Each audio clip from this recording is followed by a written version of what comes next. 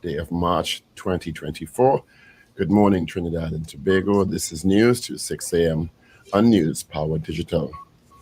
Police investigators are probing allegations of an elite hit squad that's alleged to be in operation within the Strategic Services Agency, the SSA. The investigations are probing at least 10 alleged previous killings carried out by an elite squad within the SSA, along with the alleged killing of private contractor Andy Daniel. A significant part of a special branch report that Prime Minister Dr. Keith Rowley received detailed operations of the SSA's so-called Special Operations Group, SOG, which had gone by other titles in the past, according to intelligence officials. Additionally, information regarding possible national security breaches included in the report, which ultimately led to SSA Director Major Roger Best being sent on administrative leave. There was no riot and normal operations have resumed at the Port of Spain State Prison, according to Prisons Commissioner Deo Pasal Ramota. This revealed on Tuesday morning an incident had been quelled. The acting commissioner said situations like these are all in a day's work for prisons officers who are at times undervalued and underappreciated. The incident said to have occurred at 10:15 a.m. when a group of prisoners began acting in an aggravated manner. When a high-risk prisoner was being brought back into his cell, confronted prison officers at the prison compound on Frederick Street. The inmate was reported to have refused to obey lawful instructions and returned to his cell and became violent and uncontrollable and assaulted one of the officers who was conveying him. The officer defended himself and other inmates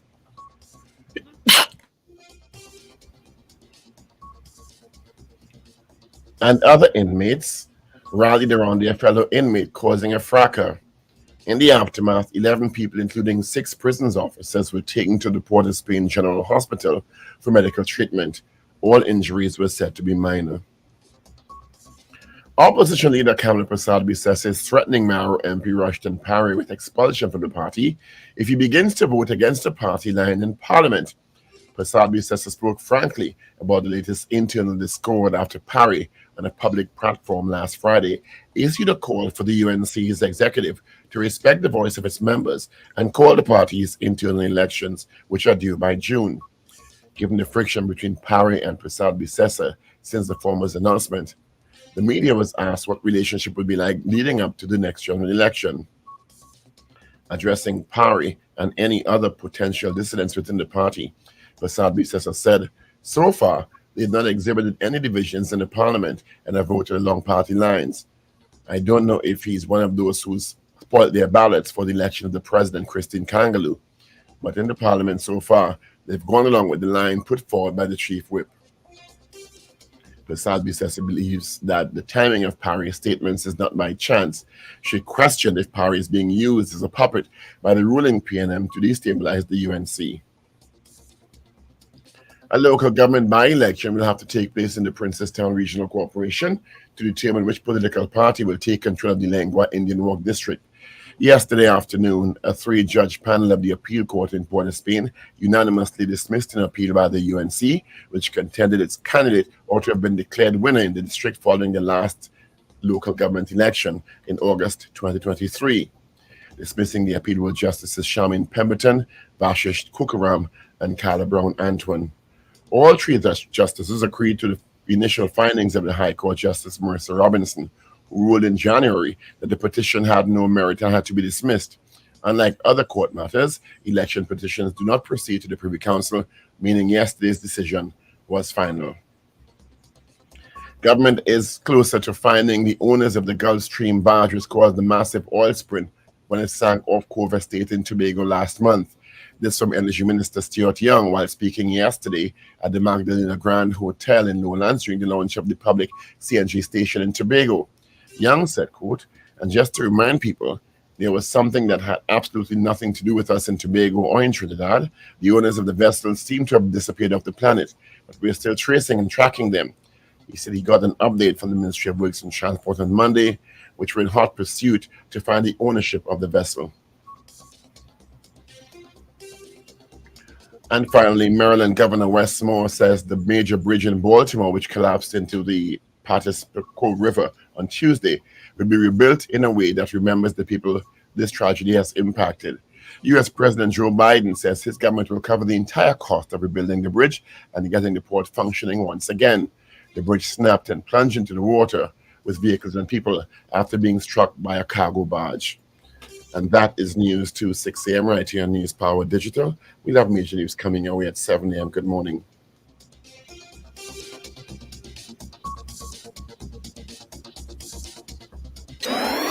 Up to date and credible. Power 102 Digital.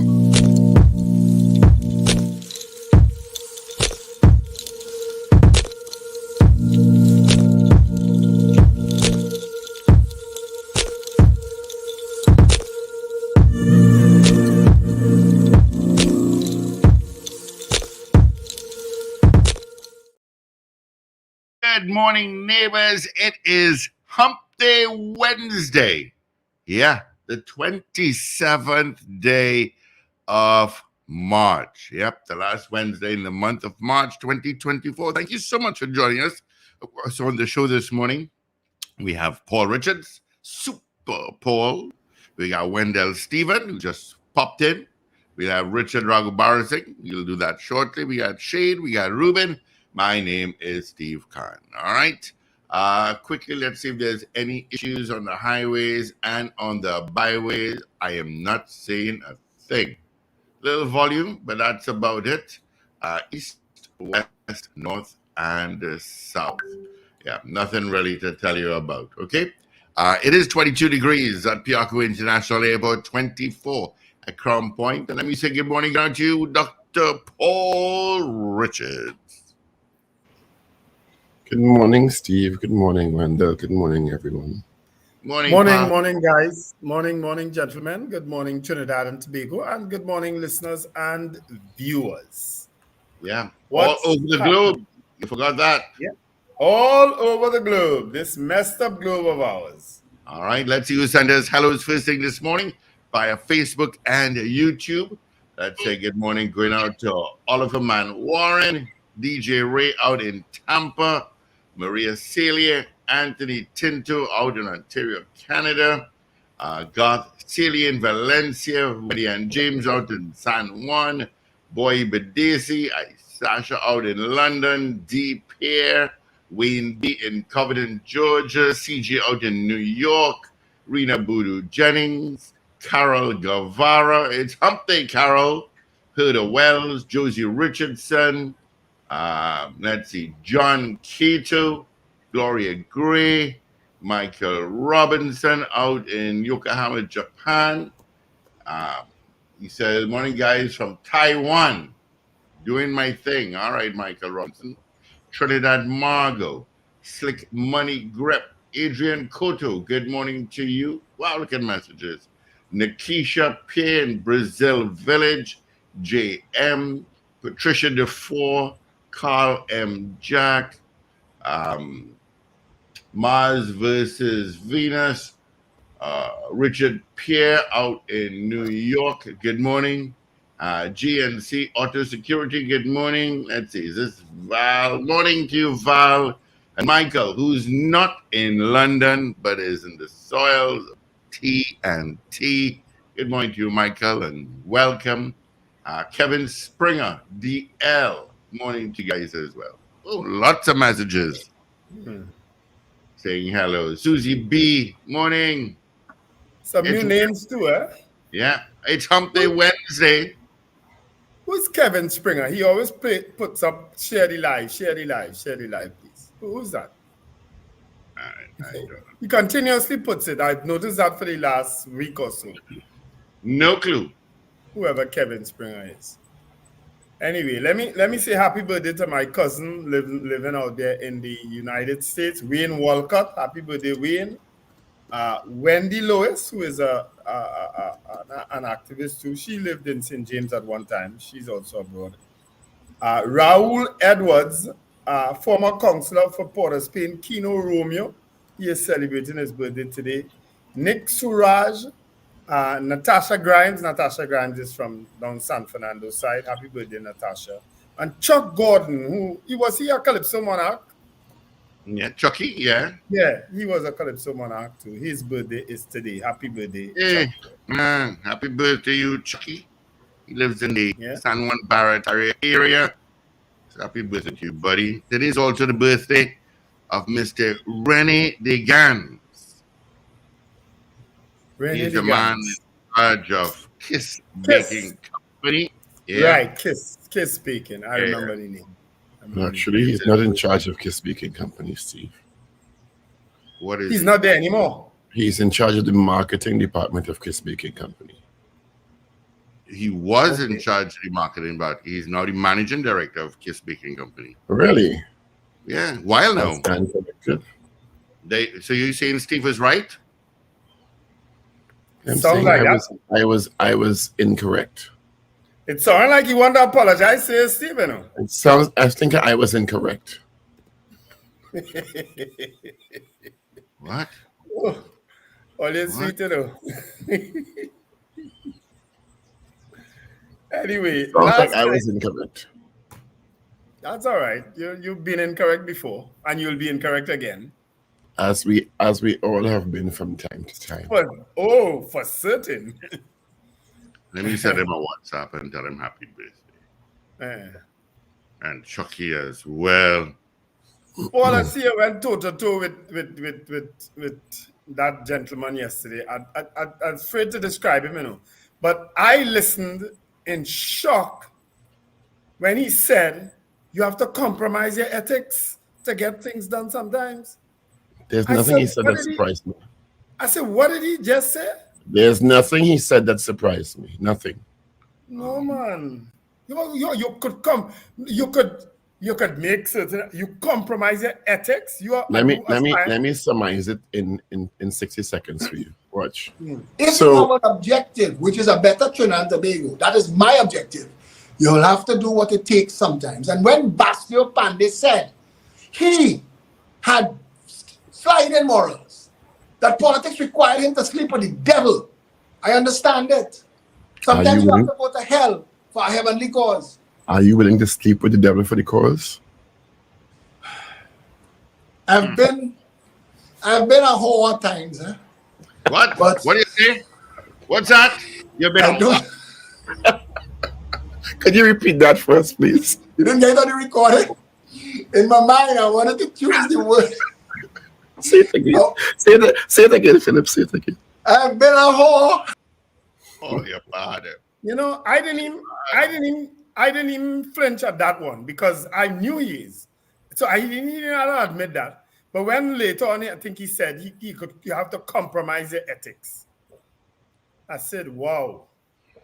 And exactly what would have surprised you about that? No, I tolerate a lot, you know, but I ain't tolerating politicians like that. Sorry. Which is why I take great umbrage at the attack on Rushton Parry this morning again by his political leader, saying that he had to toe the party line or be expelled and he should never have been a UNC candidate. What kind of leader says those things about somebody? About somebody who has served this country, served the constituency of Mayaro in a stellar way, right? And has had nothing ill spoken about him. That's what you tell the man? Because the man it's certainly the writing on the wall. If I were Rushton Parry, I would know that my chances of being selected to go back for that seat on the UNC banner are little to none. Yeah, -0. It's minus right now, especially based on her latest comments. You understand? And so too, what's the other? Anita Haynes. Well, I don't know about Anita, but certainly, is it Ravi? Rai Ragoobarsingh. Kumutu Manzanilla MP. Yeah. Political leaders in Trinidad and Tobago have not had a history of dealing well with challenges from within the party. Yeah? True. I mean, that's human behavior for any organization. None of them. They have not had a history of welcoming any challenge from within the party. Okay?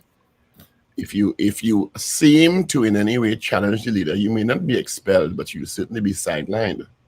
Yeah, and well, and that is because That is primarily because between elections, it is very difficult to remove an MP from his or her MP status. Yeah. The people who put them there have to remove them through a very, very specified process. In addition to which, when the seats are separated by the leadership of the country, separated by 1 or 2 seats, you need that vote, that potential vote. Yeah. Mm-hmm. You understand? But if you are in leadership, that is, to remain in leadership. And as you raise that, is it that Rushton Parry indicated he will vote against his party? Because that is what was raised. And that has not been his history. No, and that's what I'm saying. So why would you say if he votes against, if he doesn't toe the party line and votes against the party? Why would you say something like that? Rushton Parry doesn't deserve that. There are a few others inside that they may have deserved that, but not Rushton Parry. Mrs. Kasabi says also referenced other dissidents. So they're being described as dissidents now. So that's quite a ramping up to me. She will end up the same way Basio Pandey end up. Kicked out, voted out. Watch and see. Well, the same thing she did to Basio Pandey will be done to her. And didn't that happen in the other party? Who? Dr. Rowley. Mr. Manning was treated. Dr. Rowley is the one who challenged Mr. Manning.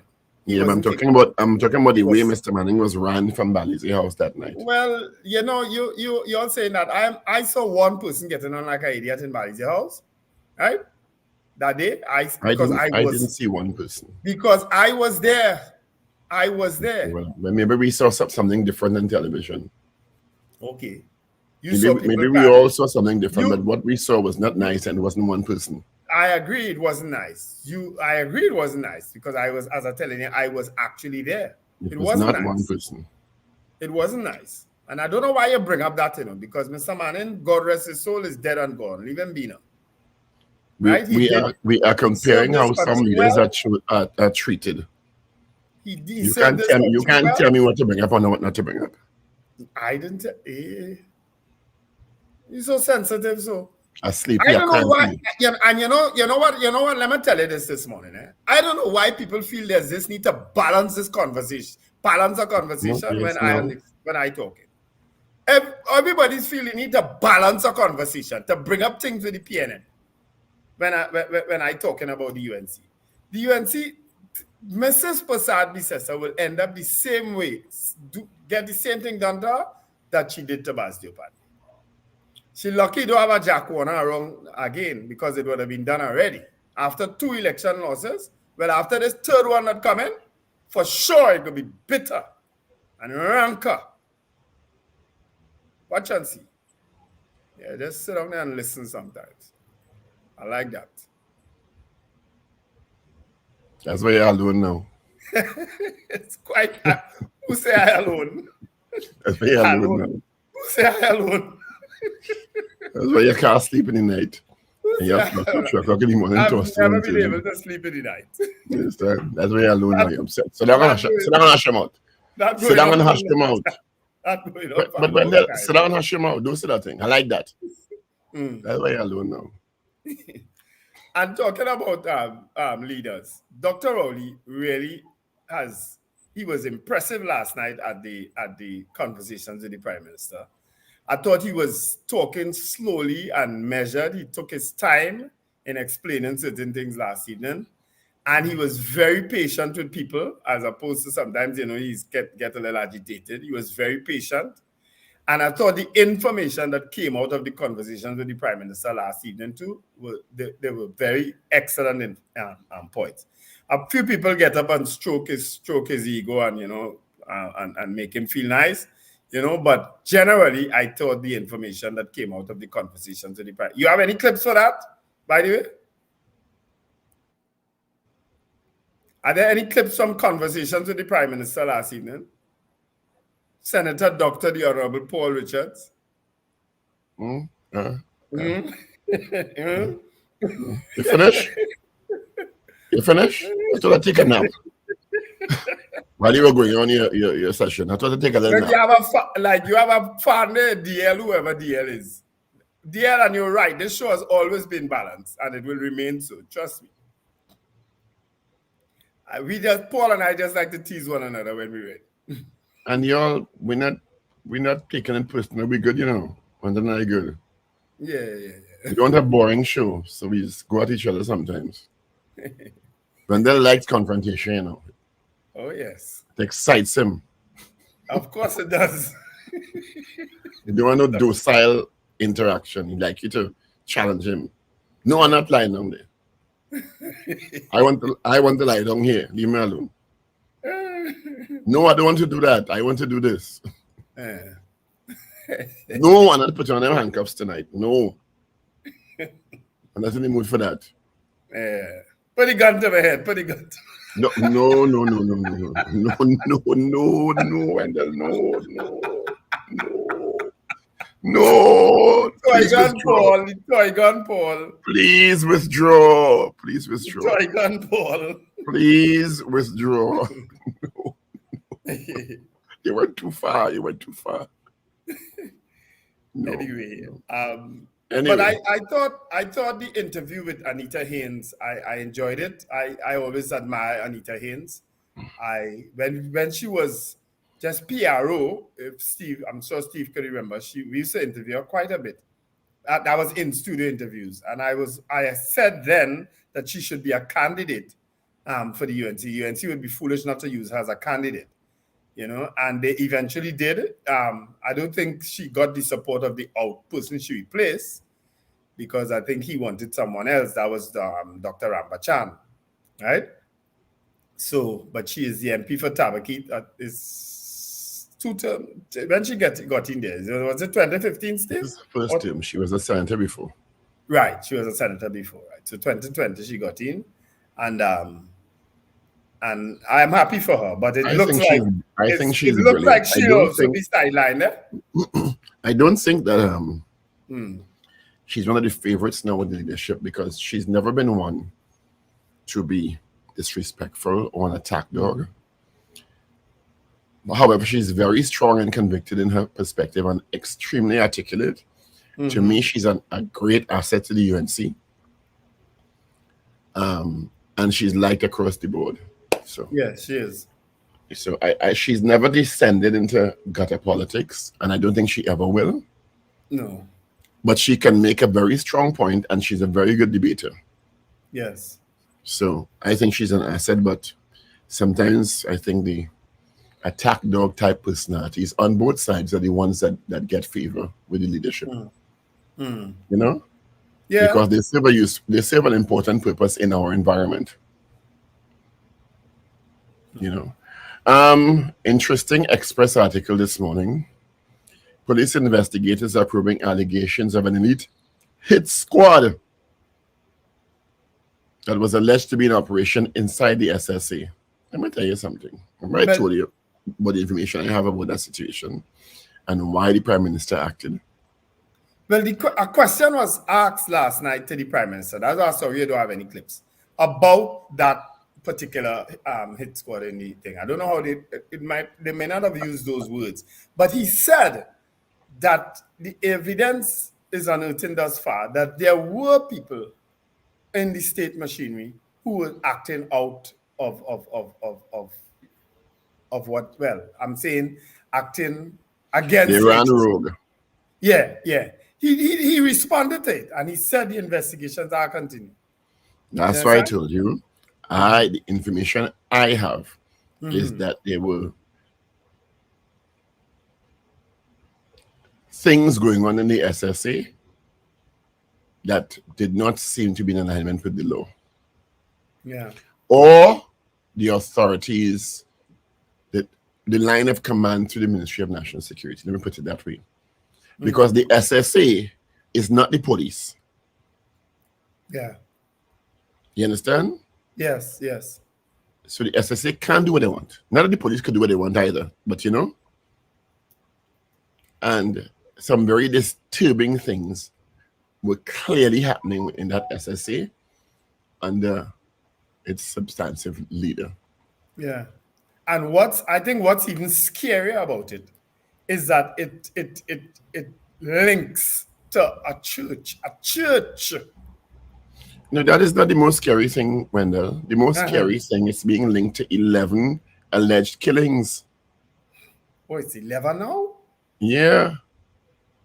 Andy Daniel and 10 other killings it's being reported to be linked with now. Wow. That is, the church is not the most disturbing thing at all. When you are being linked as a state, an arm of the state's national security apparatus, to murders, to killings, it is very disturbing. They're talking about an elite hit squad that went by other names, a special operation group, SOG, and they changed the name from time to time. According to the report, it's extremely disturbing. Let me tell you something. Let me not say that. Good morning, Ragoobarsingh. Let me not say that. Hi, good morning. Good morning, guys. Good morning to our listeners and viewers, wherever you are across the planet. Good morning, Double R. Yes, I was listening as I was heading to where I had to, and I heard you say something, and then the phone cut out at an inappropriate time. You said Dr. Rowley, and people got up to stroke his, and then the radio cut because I turned up, and I was like, "What was he about to say?" I don't know if you could tell me when that. I thought the same thing when he started to say it. What I'm saying, but what a choice of confused. words. I rushed to set it up. I said, "What was Wendell saying on national radio?"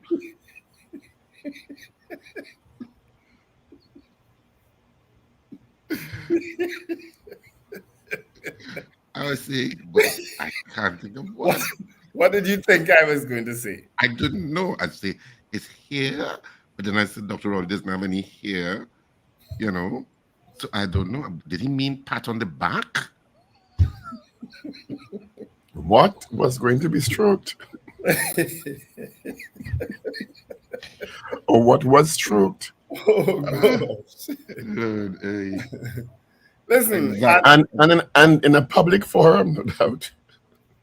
Exactly at that point, huh? Yeah.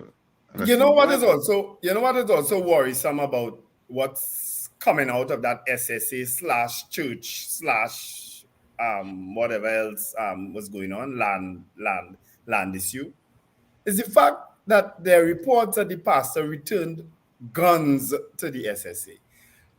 Two high-powered, four guns, right? But I think 2 high-powered. How is that possible? And why would he need 4 guns, including 2 high-powered weapons? Yeah. To carry out what spy mission? Yeah. Or to bless who? In which church? We blessing. How? Because Guns? I watch a straight connect guns and guns with blessing. Well, hold on. I don't know if you see some of the videos that I see. You know, I see some people getting blessed the other day with birthday cake. You know, and as they touch the cake, they start to shake up and fall to the ground. And that led your mind to connect guns with blessing. But I don't know if when you touch them with the gun, it happens too. Maybe when you touch it with your gun, they blessed. I don't know, but that's the situation. People shake. Are people blessed when you touch them with your gun? Definitely. They shake. Ole, we're going into Holy Week, eh? Tell them, Richard. The most important time on the Christian calendar. Your gun causes people to shake. Paul, let us behave. Let us behave. The Catholic boys here. Let us behave. Wow. That's a powerful weapon. Oh dear. You know, but this right wing, let's call it right wing, it might be the correct name, but this religious turn of events, because that seems to be the implication. We don't know how true it or the fuller picture will be painted in time to come. But there seems to be some sort of Christian right-wing righteous attempt to take over the certain organizations. That's what it looks like. I'm not saying that's what it is, But that seems to be the implication that But righteous Richard, people. all the man didn't say is the righteous will take over the organization because Yeah, they're righteous. You're absolutely right. but there's a sim, Don't be coward with saying it. Say it. That's basically what Pastor Brown told us. but there's a similar thing taking place in the United States, and I'm not talking about the right-wing part of the Republican Party. There's also a Christian, very right-wing organization now that wants to take over the government. Did I share that to you all? I think You did share it, Wendell, with Joy Reid. Yes. Yeah, so it's like it was a little bewildering. It was like, what the hell is going on with Christians across the planet? Because that was such a strange thing that when you shared it, because it was a Joy Reid interview. Yeah, say some Christians. Because With some Christians, with Joy, with that Joy Reid interview, I was like, what? Yeah. I saw the Because, Joy you Reid know, interview. It's like it is disturbing that people could reach to those extremes, because that's extremism. I know. It is. But extremism in religion has been the cause of a lot of havoc, not only historically, but even in modern day society. So you can't just dismiss it, huh? No, you can't. It's dangerous because it will run on the current for a long time, which is what happened with this SSA. Yeah. And it's almost, I mean, it's almost what is the correct adjective to use here? I don't want to say paradoxical or but ironic, maybe, that the religion which is aspirational to human beings to make us better people and peaceful people is at the forefront of so much strange occurrences. Are you familiar with the term the Crusades? Yeah. Okay. Well, that's why you had the separation of church and state. But it has always been a curious point in me growing up as a child reading those things. I always was like, what? Why would, and of course it becomes polluted by men. And that's why the whole issue of church and state separation came out of Europe after all of those issues with religion crossing the lines that eventually fed into democracies as we know it today in Western democracies. In the case of hardcore practitioners of any religion, it turns into a kind of zealous undertaking where if you do not confine yourself to my belief system, crap will smoke your pipe, Yeah. It's happened time and time in history, in human history. So I'm not surprised that there are always people on the fringes. I think that's the word to use, the fringes of fanaticism. It goes to show the frailty of human beings in terms of how they can easily be manipulated and controlled sometimes. Because when you watch some of what's happening in churches and so on, there are those who contend, Wendell, that religion is about control in some way. Well, true. But, and that's why I was told, don't go to church because of the pastor or because of the people in the church. Exactly, because of God. Yeah, go to church because of you want to hear the word of God. You believe in God. You understand? But that's not easy for everybody to do. Some people actually go to church because they like the pastor or they like and there's nothing wrong with that if the main focus is the central figure God. And yes, some pastors are attractive to some people because they connect with them, and there's nothing wrong with that. Yeah. But deifying the pastor is to me where the problem comes in. Therein lies the danger, which is why we have had so many people who've led people to slaughter. Yes. Well, you're already tinkering with a fire, because you see this thing called faith. Who are you to question? We have as a society, and I'm talking about mankind generally here.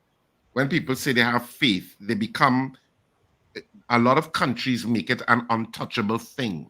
in terms of constitutional protections. And sometimes in some countries, you can't even bad talk faith, and by extension, religion. You can't even question it because you could be considered a heretic or blasphemous and stuff like that. Yeah, absolutely That right. issue of faith and the belief system in a supreme being in itself can foment extremism by the very nature of what it is. In some cases. By the very nature of what it is.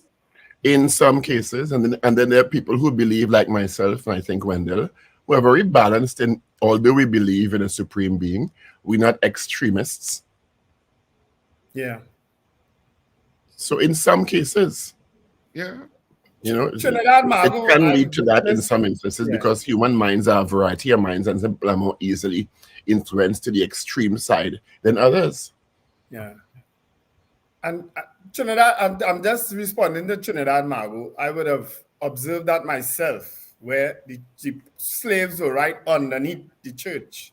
So while they were praying upstairs, there were slaves underneath who were just waiting to be slaughtered. Because religion is run by men. And men who are also aspirational in terms of their ego to be, adored, to have power. It's it's almost mirror-like to politics in a sense, eh? Yeah. But some which is why they have been embedded historically. System. Yeah, it's that hierarchical system of I have a connection to the supreme being that you don't have. He has anointed me. I am a spokesperson for him or her, whatever your belief system is. And therefore, listen to me, and I will prophesize, and it becomes, and you go down the rabbit hole, and the rabbit hole could go in all sorts of directions, in terms of sometimes being extreme, sometimes being moderate, but it's a tangled web. Thankfully, the God that we serve fixes that eventually. Some people think it happens, it takes too long, but thankfully it's Wendell, assuming that there is a God, from a human perspective, sometimes he is moving real slow, I know. Well, in your mind, you move slow because you are thinking in human time frame. But that's what I said from a human perspective. Yeah. Sometimes it's real slow. Sometimes people talk about karma. Sometimes karma is real slow. When he operates in millennia, it might not be that slow. The other big news yesterday is, of course, the alleged riot at the Port of Spring prison, which the prisons commissioner acting, Leo Prasad Ramuta, said was not a riot. He said it was all the day's work. 11 people ended up in hospital and it wasn't a riot. No, he said a group of prisoners began acting in an aggravated manner when a prisoner described as high risk was being brought back to his cell. He confronted an officer who instructed him lawfully. It got rancorous, and his cellmates or whoever was around tried to rally around their fellow inmate, and of course, a clash occurred. Something like a riot? People, including 6 prison officers, were taken to Port Spring General Hospital for medical treatment. All the injuries were minor. And the prison commissioner is right. Every week, every 2 days, there's back and in prison. You just don't hear about it. But 11 people end up in hospital, Paul? For minor injuries. What's minor injuries? Somebody scratched somebody? A cuff, a scratch. Somebody pinched no somebody. Broken bones, no broken arteries. No broken bones or arteries. It quacks like a duck.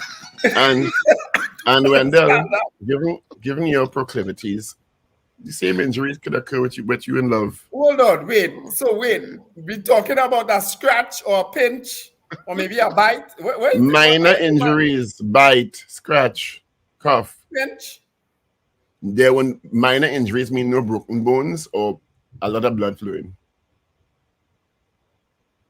So then they gotta do everything. So then they need to go in hospital. They gotta go right in. Are you the medical practitioner in the prison? Go to hospital and make sure it's minor. The infirmary in the prison cell and treat the bite or the pinch.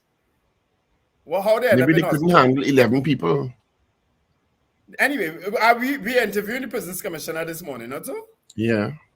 So I want to. You all want to smile what's this morning? Definition? What's the definition of a riot first? You all want to smile this morning? Yeah, why not?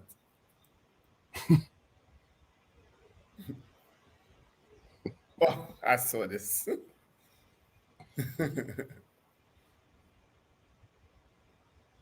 Jeez, that was than Trump. He was actually drifting. It was to the music of the drift music, guys. People who watching. First of all, I know that Ralph could drift. But that is probably the only thing he could do with that size he carrying it now. But I think this is appropriate time to say that today is World Theatre Day. And it's a special day for you, Richard. It's a World Theatre Day. And so, it's a celebration of theatre across the planet and what theatre has contributed, of course, to humanity. And and of course, in celebration of that, I just want to remind people that theatre will be on April 13th and 14th. Love is a Walk is backed by Public Band at Queen's Hall on Saturday the 13th at 8:30 and Sunday the 14th at 6:30 p.m. Tickets go on sale, I believe, from today at Queen's Hall. I will confirm that. Ricardo, if you're listening, send me a confirmation, WhatsApp or something. But I think it was from today that tickets are available at Queen's Hall for that show. So many people have been asking. And as I say, the comments have been fantastic for this play. It is truly a special, special one. I am totally looking forward to it. I can't wait. I'm really enjoying this play. So, Love is a Walk is back at Queen's Hall, April 13th and 14th. And of course, it is World Theatre Day. And so many people out there have never gone to theatre. They've never gone to a live performance in terms of the performing arts. They may have gone to a soca fete and somebody sang there and they were halfway drunk. But in terms of coming to a live performance, a theatrical performance, so many Trinidadians have not done that. Even though they know theatre exists, so many have not made the step into the theatre to sit down and watch a show. Let me tell you something. Love is a Walk is an excellent first play to see. In fact, one of the commenters on social media said, if you've never seen a play in your life, this is a really good first play to go and see. Just putting out there as we celebrate World Theatre Day today. All right, nicely. I see somebody wants you to contact them, Richard. Shanifa Ali. Okay. I think that's Bobby. Is that Bobby? I believe so. All right. There'll be a by-election in Lengua in the Princestown Corporation. Lengua, Indian Walk, the UNC would have lost their petition at the appeal court, and so there will be a by-election. All right, this is after appellate judges Charmin Pemberton, Vashish Kokaram, and Cara Brown Antoine yesterday rejected an appeal from the United National Congress challenging the dismissal of the election petition by High Court Judge Marissa Robertson in January. The appeal panel ruled that their colleague's decision could not be faulted.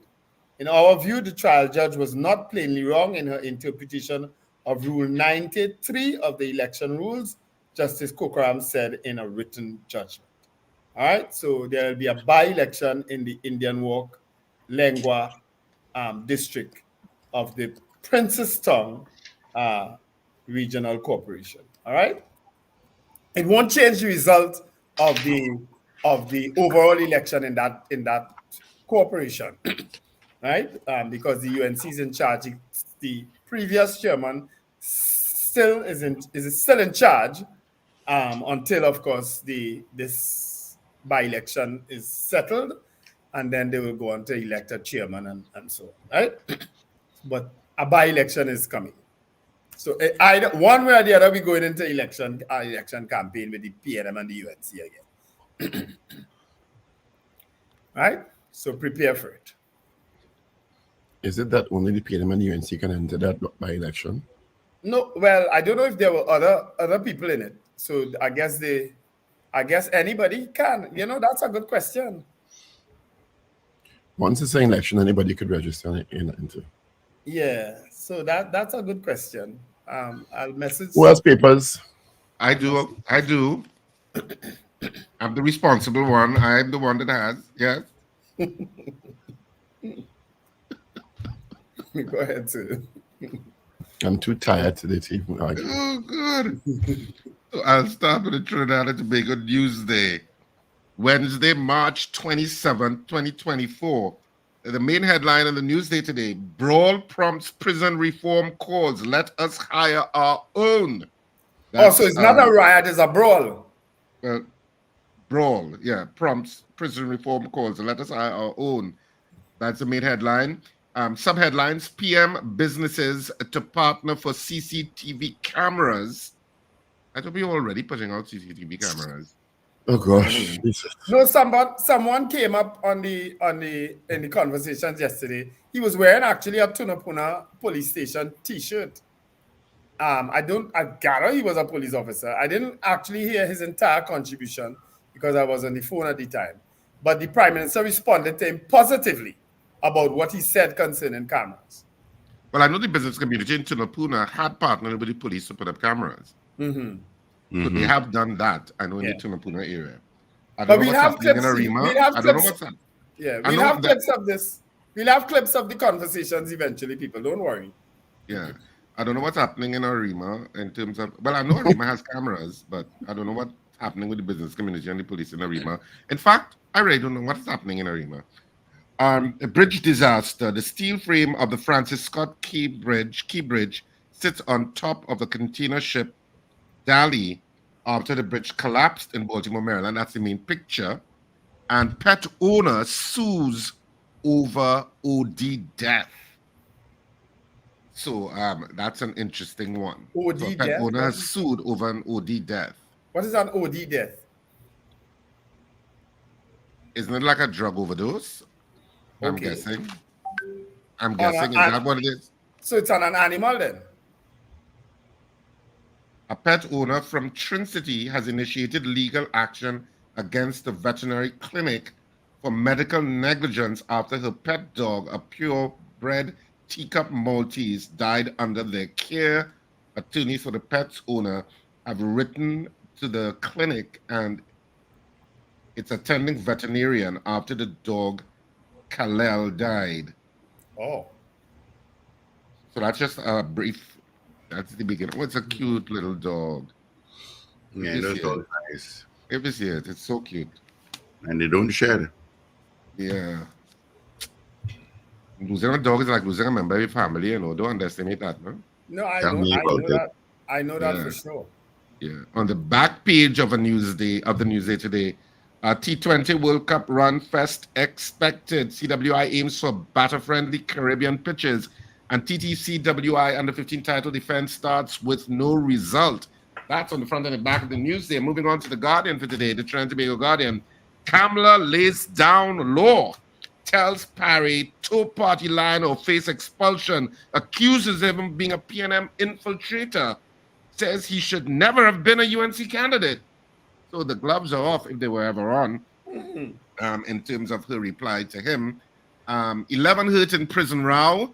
And there's a picture of the opposition leader. Cops move boy from home after online abuse video. Like I didn't know what video that is. That's obviously a video that went viral. And Hines is unaware of a spy unit operating in the TTPS. All of that is on the front page of the Guardian this morning. And on the back page, CWI President Shallow remains upbeat after board blanks Webby reforms. And that's it for the front and the back page of the Guardian. Moving on to the Daily Express in the Republic of Trinidad and Tobago today. What's the headline they went with? I'll tell you. 11 hurt in jail brawl. Inmates and officers clash after high-risk prisoner becomes violent. That's the front page story. UNC loses election petition. That's a subheadline. And the main picture is that of focus, but it's tagged focusing on Trini Beauty, a cruise ship passenger, Stephen Myers, views artwork of local artists on display at a craft market along the Brand Lara Promenade after disembarking the Jewel of the Seas cruise ship yesterday. So that's the main picture. And on the back page of the Express today, India visit boosts CWI's return to surplus, back in black. And Vika through to Miami semis. That's, of course, lawn tennis. I want to try and take up lawn tennis.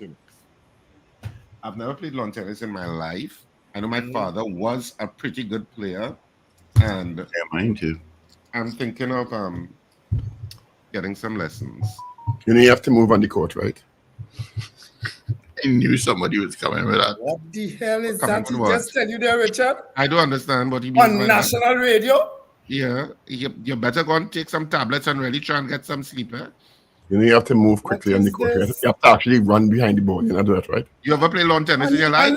Very, very well. Very well. I could take you on now and a thing. Obviously, you would beat me because I don't play lawn tennis. Right. That's why I can tell you. You have to move very quickly and actually follow the ball. He is continuing with his ad hominem attack. Yes. What is this? On to our poll. Yes, the courts are not next to anyway. You can put a cooler on the court. Don't try that.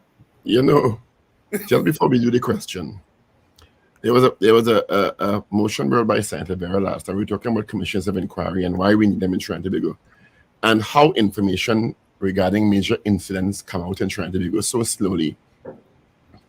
And the amount of information that has come out about that ship that rammed the Baltimore Bridge and how it happened and the power outages just before the ship rammed the bridge, and that the ship had two sets of issues in the past.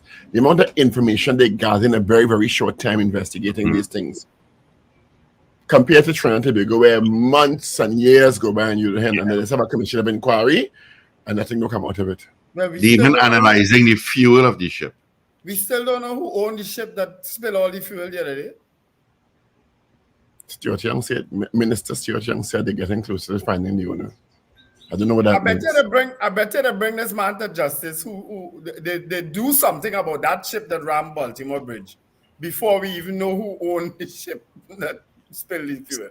So my suggested question this morning comes out of the Express article, which is suggesting that there was an elite hit squad in the SSA. So the question is, do you think there was an elite hit squad in the SSA? Is that okay? All right. Let's get the results of our morning poll from yesterday. Good morning to you, Nyla. Hope all is well. Rich, you know that person? All right. So our poll yesterday. Do you think the UNC will hold national executive internal elections come June 2024? That was our poll yesterday. 69%. 69 said no. All right, so let's shoot for that poll there. All right, here it is. Do you think there was an elite hit squad in the SSA? Do you think there was a hit squad? Yes or no? And audience, you all fell asleep. I had the wrong date up yesterday. Nobody told me. Date, as in where? Where is their date? Let me take a tape. Don't you see a screen? I even look down there. Oh, yes. All right, so call us now. 8255, toll-free North Americans, 868-525-1099 on WhatsApp at 318-1021. Facebook, YouTube, got some votes coming in already. Gloria Gray, yes. Miguel, yes. Boy Bedisi, no. Adrian Kutu, no. Kenny out in Harlem. Morning, Kenny. I say yes to the poll.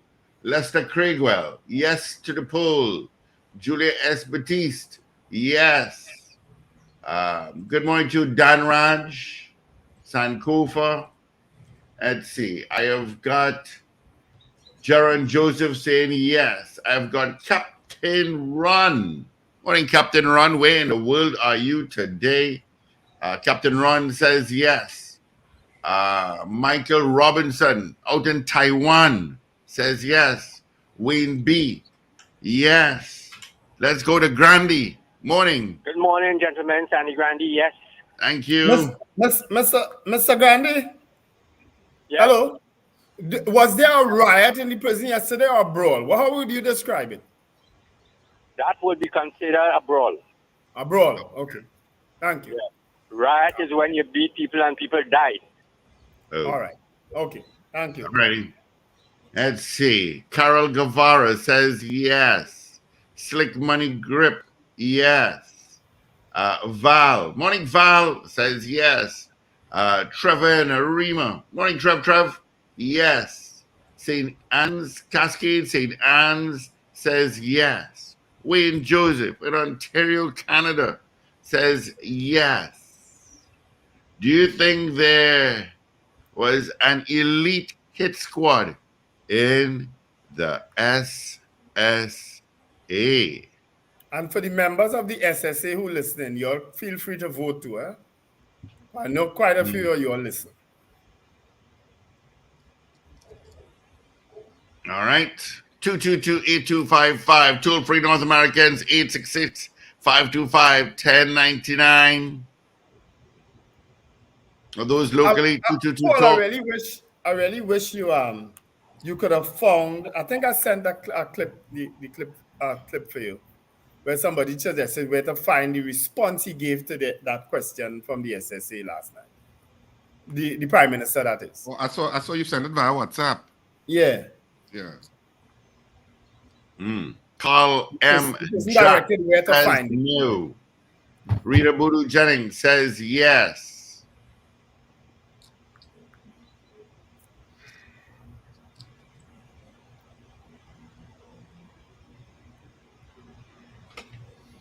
That's what you gave me this early morning. I didn't think I would have to tell you to watch the conversation with the Prime Minister and come this morning with clips. While the Prime Minister was in his conversation, I was in Parliament doing the paperwork, okay? Just to let you know. Why that in Parliament that the night? Because Minister, it would get one both last night. Oh gosh. I feel sorry for him for arriving late. And the Prime Minister tell him, go up there and apologize first and then start your presentation. So, Dr. Rowley's trouble, yes. Good morning, caller. Good morning, Orlando calling. My answer is yes, and I want to say this to Richard. Thank you for the 12th and 13th. I thought the 13th and the 14th. I will be in Trinidad that week, and I'm definitely going to be at Queens. Okay, great. Thank you, Orlando. Richard, are tickets available online? You could do it via bank transfer. So if you're talking about like purchasing via credit card, no. Oh boy. Well, when you come, you can always get tickets. Don't worry about it. Yeah. Richard will save you tickets. I'm coming in on the Thursday, though. I'm coming in on the Thursday. It's all right. Richard will save it for you. Are you flying in from New York? Richard, okay. Orlando. I'm from Orlando. Okay. All right. You send the whole conversation. I think I get that now. No, All right. the person directly Thank where you, I'm Orlando. flying in the It's the whole conversation. It's not a clip. All right. Finbar Collins says yes. CJ New York says yes. Marcia Rock. Morning, Marcia. Out in Orlando. Yeah. You didn't vote. Yeah. CJ said yes. All right. Do you think there was an elite hit squad in the SSA? You want to Gary Griffith? Yeah, it comes at the same time, eh? Mm-hmm. Maybe Gary sent it. Maybe what Gary sent is that response? No, this is 6 minutes 42 seconds. I ain't watching all that now. Oh, you just open them? Okay. I do sometimes. Depending on how short it is. You see the long ones? Oh God, no. I say no. Yeah. Nobody can send me a long video. Mo Gaines says yes to the poll. Morning, Mo Gaines. As we head up towards our 7 o'clock major news, let's extend our condolences to one of our colleagues, Kaisha Best. in our newsroom, who lost her dad, Clyde Best, yesterday. Condolences to her and the entire family. Oh, condolences. He was my lecturer at USC, a brilliant scholar, very, very bright man. It's Paul. Royalty Forever says yes. We said lost a parent. Is a parent they lost? Clyde Best, her dad. Good morning, beauty culture. Mo Gaines is saying there has been no illiteracy at the Aruka police station since 2 o'clock in the morning. Wow. Aruka police station is the one that by the junction there in the bus route, right? Yeah.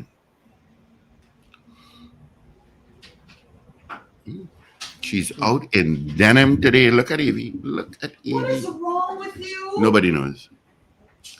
There is Evie. My goodness. Hi, Evie. I'm a normal individual, and you know that, right? I know I'm not normal. Oh, my goodness. I'll leave the camera this way for you, so people can see you with news. There you are. All right. You ready to get... Oh, do we have another vote before I go to her? Dan Rad says yes.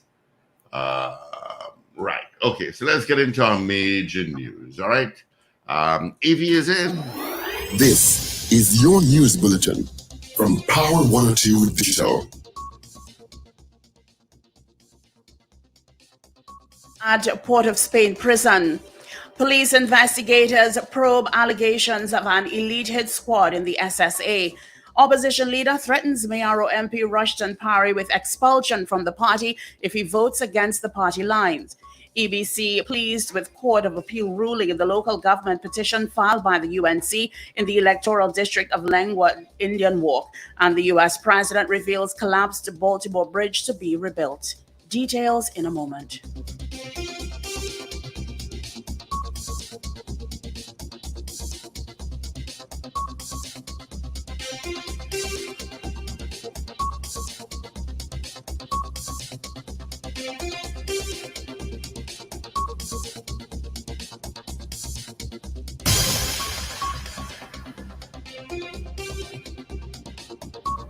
This is News 2, 7 o'clock on Power 102 Digital. I'm Afro Centil Bab. Good morning.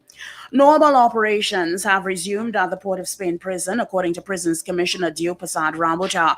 It was revealed on Tuesday morning an incident had been quelled. The acting commissioner said situations like these are all in a day's work for the prison's officers, who are at times undervalued and underappreciated. Media reports say 11 people were taken to hospital for medical treatment after sustaining injuries during a brawl at the Port of Spain prison. It said the 6 prison officers and 5 inmates were treated at the Port of Spain General Hospital for minor injuries. Police investigators are probing allegations of an elite hit squad that was alleged to be operational within the Strategic Services Agency. The investigations are probing at least 10 previous killings that were carried out by an elite hit squad in the SSA, along with the alleged killing of private contractor Andy Daniel.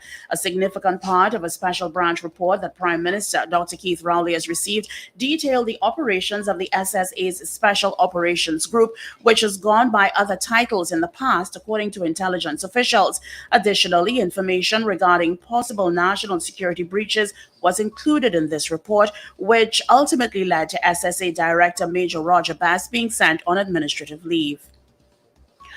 Opposition leader Kamla Persad-Bissassa is threatening Mayaro MP Rushton Parry with expulsion from the party if he begins to vote against the party line in Parliament.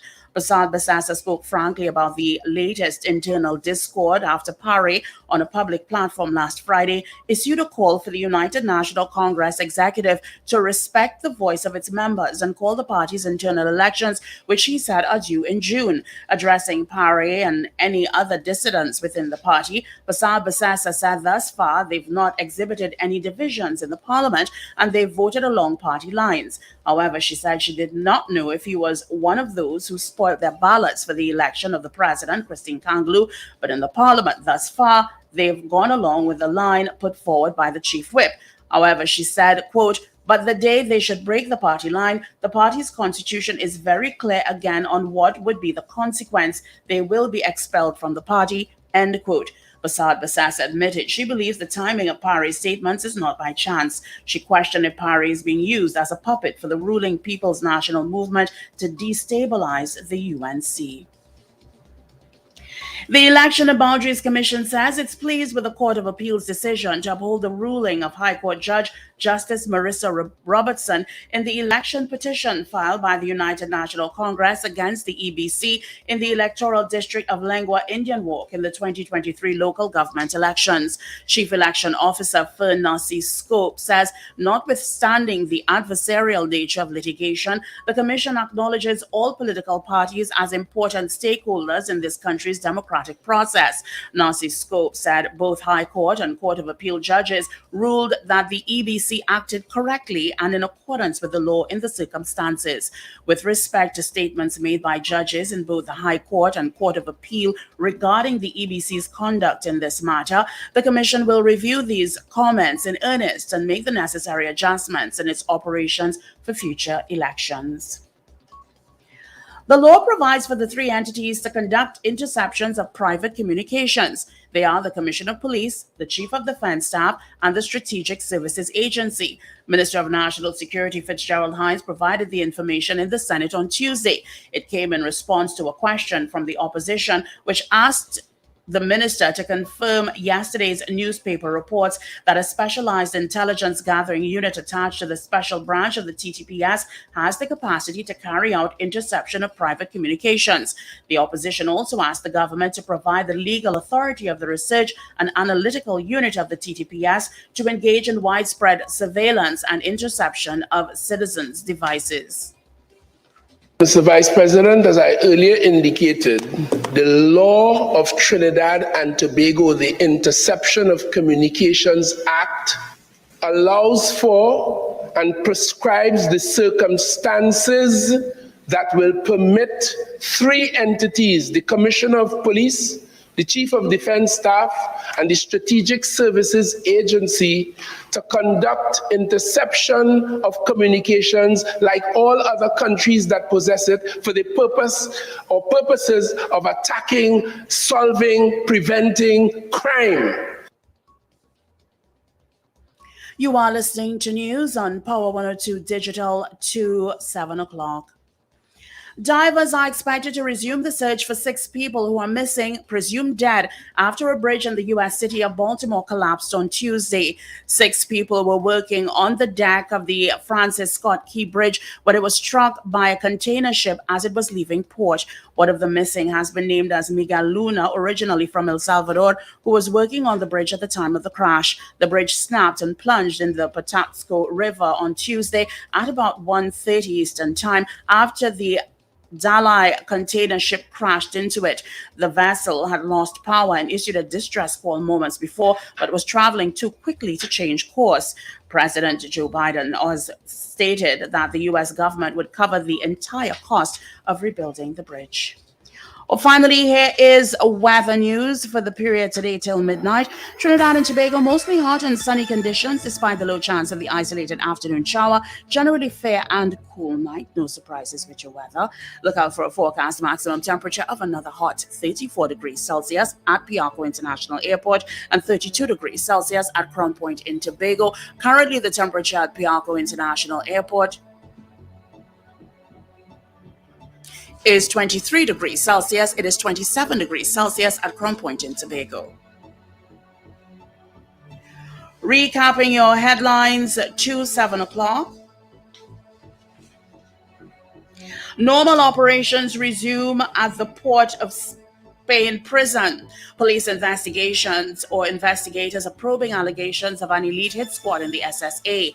Opposition leader threatens Mayaro MP Rushton Parry with expulsion from the party if he votes against the party line.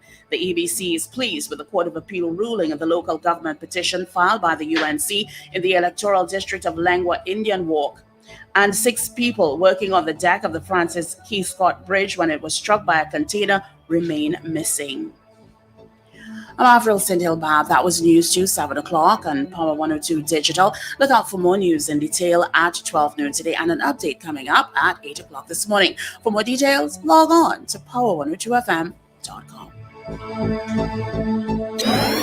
Up to date and credible. Power 102 Digital. All right. Thank you so much, Avril, for our major news. I swapped the camera around. Yep. Thank you, Avi. Of course, you could join her again. Come at 8 o'clock this morning for our news brief. All right. Let's quickly see if there's any traffic. Very light. Rivulet Roads got some volume. Going to Chase Village got some volume. Going to by McCoy got some volume. And then from Barataria, heading into Port of Spain, you got a little traffic. That's it. That's it. Wow, look at that. All right, let's see if we have any more quotes here. Cheryl Henry says yes. Trini in Boston says yes. Morning, Trini in Boston. And that's it.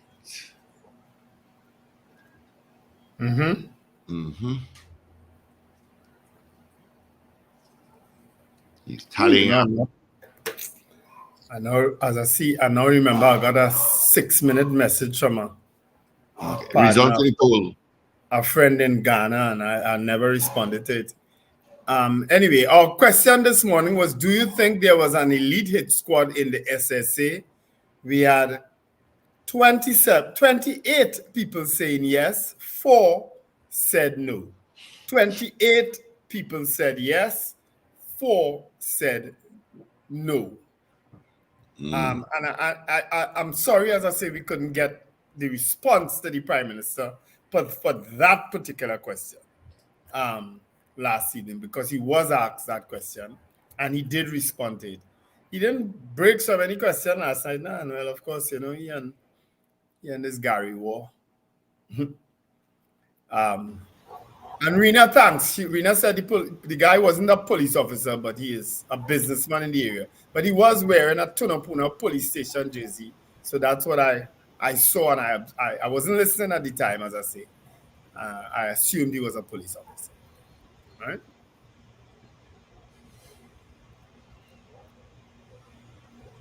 Right? So are we doing the Prisons Commissioner now or later? I think that was a yes. I wasn't sure what the Prime Minister's response was. I'm saying you could probably paraphrase it. But just another thing, a little bacchanal happening, Rima. Well, not so much of a bacchanal. Remember, I told you all they were building a shed to cover where all the vendors were on the external part of the market. But they had cut down a tree that has been there forever since I was a little boy, and probably way before me. And they cut down that tree, so now there's an uproar of why they didn't incorporate the tree into the design of whatever they were doing. The same thing happened by me a couple of months ago, where the bit of land opposite Standard on the main road, there was a tree there since I'm a child, and they cut down the tree the same way, a huge tree. But what they're going to do there is a huge space they've leveled and I heard it's a community mall. Community mall, okay. That is a massive space. What's a community mall? What does that mean? Well, not like a plaza, like a long circular or a grand bazaar. You know, a smaller mall with more small and medium-sized businesses. Oh, that kind of thing. Okay. Yeah. Like what they have in Maloney then? Yeah, that kind of thing. Okay. All right. It's a good place for that, because that I actually thought it was a courts coming up as it standards or something. I thought that too. Yes.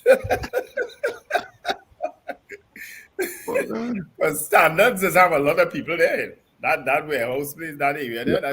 Look at Dia's comment. I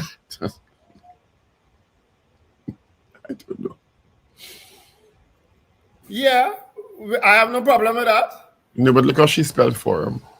Well, I hope also too, that the word crime minister was also misspelled.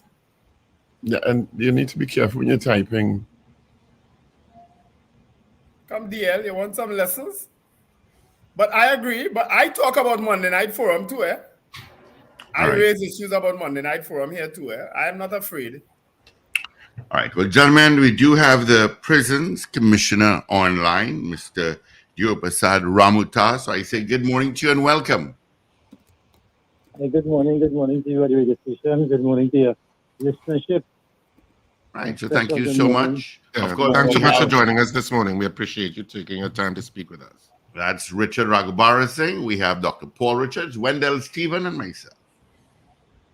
All right. Good morning, guys.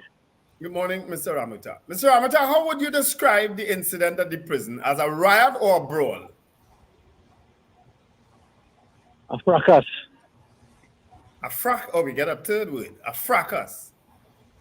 Yeah. Okay. And how did a fracas end up with 11 people turning up at the Port of Spain General Hospital?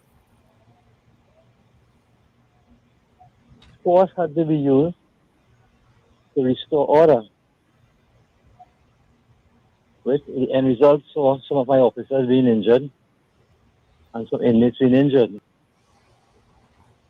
Could you describe for us some of the injuries that happened? Blunt force trauma. Basically, blunt force trauma, that's it? I said there were some officers with bull slips. Similarly, but everything is fresh. I haven't gone and examined the medical documents and so on. Yeah. But initially, I can tell it blunt force trauma. But Commissioner Ramuta, there's some indications in one of the dailies carrying that story today, and one of them carried it certainly as a front page story. There is an indication that the prison service is understaffed, so therefore under-resourced from a human perspective in terms of dealing with situations like that, which would have contributed to what would have occurred yesterday. Is there any truth to that? There is absolutely no truth to that. So you have all of the manpower that you require? No, that is the other extreme of your question. I said we are not understaffed, but it would also be wrong to say I have all the manpower. Mr. Ramuta, you don't have all the manpower that you need. Hold on. Let me answer your original question.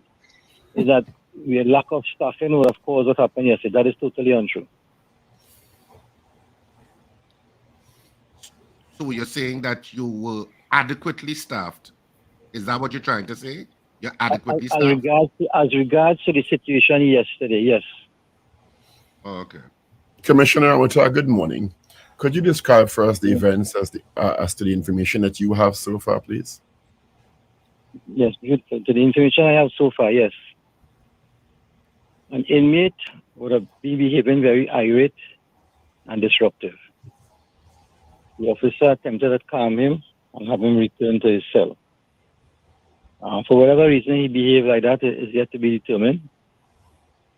In having the inmate return to his cell, he would have assaulted the officer. The officer had to defend himself. Other inmates started to act up around that, and officers also came to assist. We have an alarm system. The alarm was wrong. Officers came to assist, and last minute went into a fracas. Inmates just started to support each other, and force had to use to put them back in his cell, regain control of the situation. So where does this incident start, Mr. Ramuta? People have to go to the hospital to get medical attention. Repeat? Where did the incident start? So, because clearly there was an interaction between the inmate and the prison officer. They were in the same space. Where did that start? In an area we call the main prison. You indicated that the officer had to defend himself. What does that mean? What did that mean? That he had to try to subdue the inmate? Did it mean that he had to become aggressive or use some sort of force with the inmate to try to subdue him? Well, what I said was that when he tried to put the inmate back in the cell, the inmate assaulted him. And that's when he had to defend himself. And what did that self-defense, what form did it take? Well, I wasn't there, and I can't give you that information as yet. One of the newspapers is describing the inmate as a high-risk prisoner. Would that be accurate?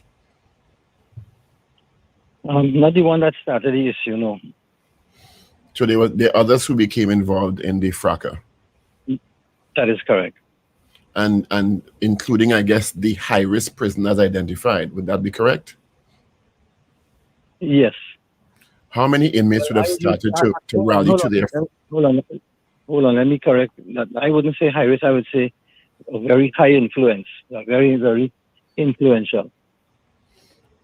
If he is influential and is able to influence other inmates into becoming unruly, wouldn't that make him high risk? No. Okay, so he's influential in what manner? Well, he can rally support. They have support outside the prison. They have support inside the prison. Support outside the prison? How does he rally support outside the prison? Network with they have financial means. They get regular visits. They have high-paid attorneys on their side.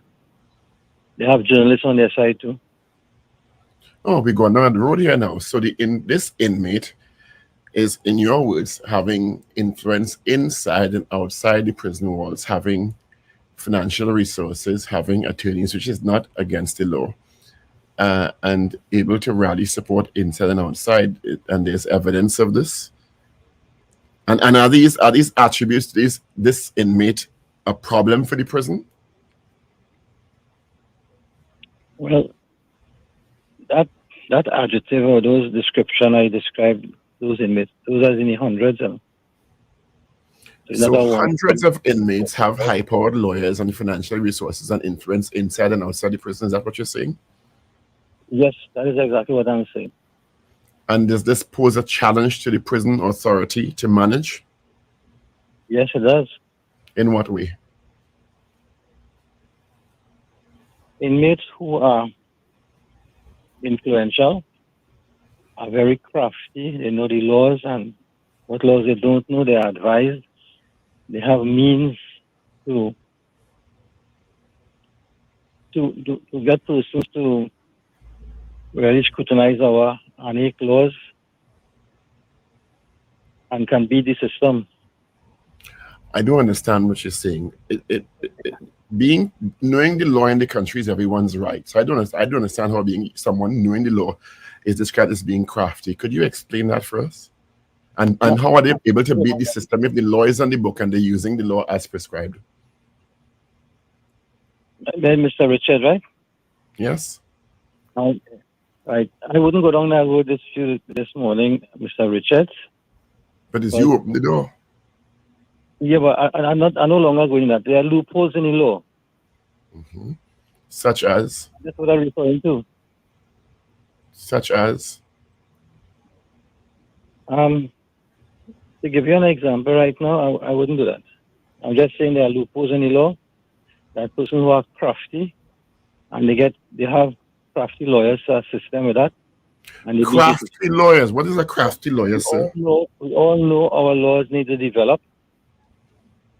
Even the Prison Service Act, even our Constitution. And these are the challenges. So are you talking about... I know most of the incidents happen in remand, and that has always been a subject of the Prison Officers Association, and that remand has always been problematic in terms of the discontent that it can breed. But prisoners in remand would all have... well, generally would be presumed innocent until proven guilty, unless and some of them have bail, but they can't access it. But is it that the conditions in remand have improved at all in terms of the various buildings that the prison service operates across Trinidad and Tobago? Yes, the conditions have been improved a lot. But the problem with the remand section is the psyche of the inmates. And what I mean by that is inmates who are convicted have a date to go home and they accept their fate. So let's say an inmate knows he has 5 years to do, 2 years, 10 years. Their space or their living area in the cell are treated like their home. You will get photographs of their family members. You'll get maybe a little ornament, a flower. They'll have carpet. They'll have, if there are 3 persons in a cell, no one will walk in each other's space. They're private, and they treat it like a home. Because they tell themselves, I am here until such a date. So the remanded inmate, he thinks that when he goes to court next week, Monday, he's not going to return. But they do return. So they do not treat the area where they sleep, where they live, with any sort of respect or try to maintain strongest hygienic conditions.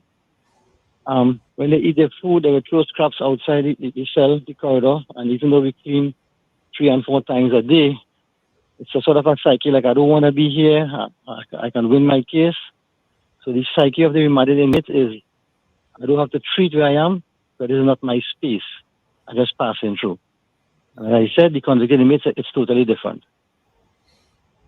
So the remandees are the ones who pose the greatest challenge then? Yes. Mr. Ragoobarsingh just said that.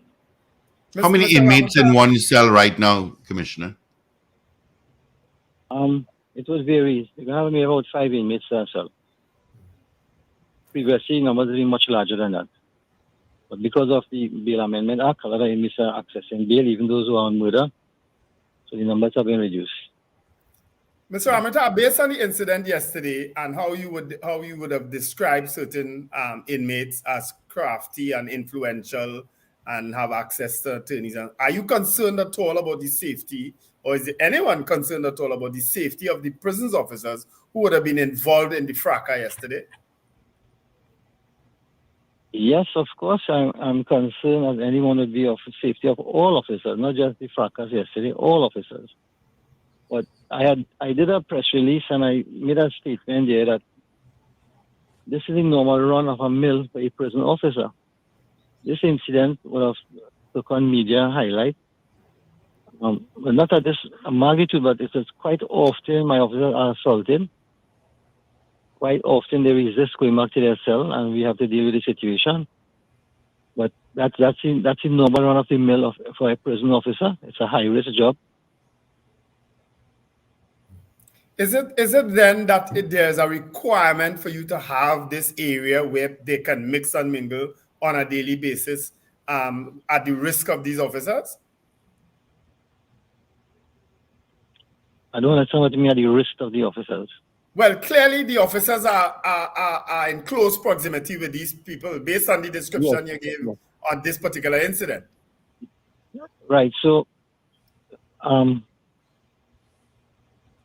because of the operational procedures and the structure of the building and so on, officers must mix and mingle with the inmates. You have to open the cells, you have to escort them to the airing yard for their recreation, then you have to allow them to come up and collect their food, we call it diet, and any other duties that we have to perform, take them to clinics and so on. So it's unavoidable. It's a part of the operation. You must mix physically with the inmates.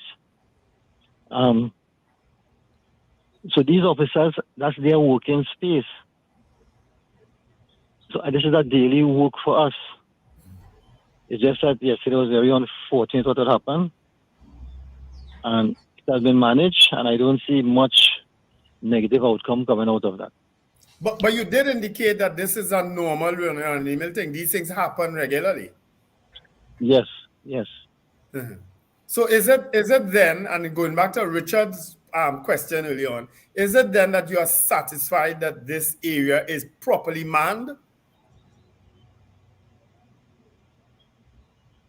If I had a choice to put more officers there, I will.